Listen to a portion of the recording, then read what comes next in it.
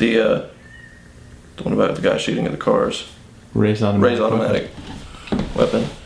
But all I do on it is a slow. It's just real sparse.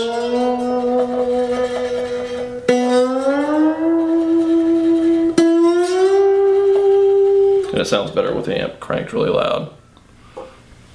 Try that for a second and see.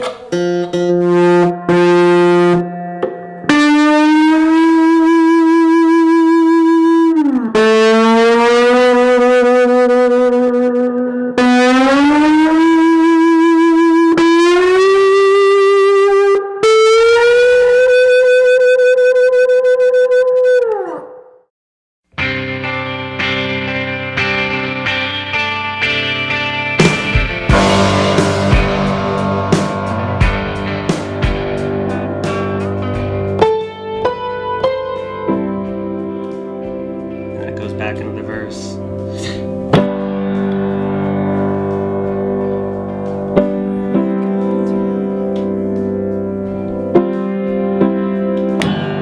And every time, well, not with my ring, but I'm hitting it pretty hard every time, just letting it ring out.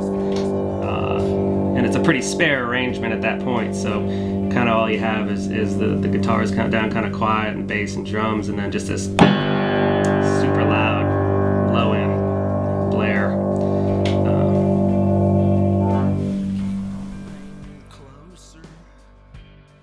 So we had this crazy day on tour a few years ago, and we were playing Santa Fe, New Mexico, and I was kind of in songwriter mode, which means I'm pretty much not any good for anything else. I'm kind of in that weird zone with the antenna up, and I was back in the back of the bus writing a song, a homesick song kind of that actually became the song Santa Fe, and I got interrupted. A friend came and dropped in on this to visit, and I was glad to see him, even though it was a little bit out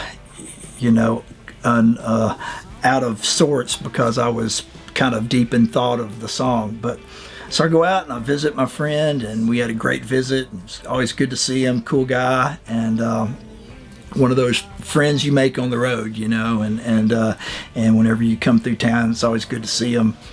And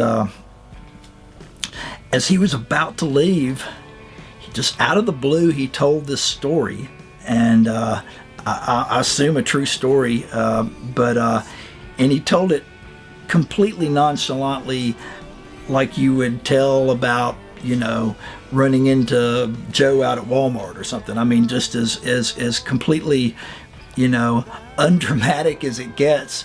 The story about a friend of his who, is a Vietnam War vet like he was, and his friend had taken to collecting guns and had bought this really, really super high-powered,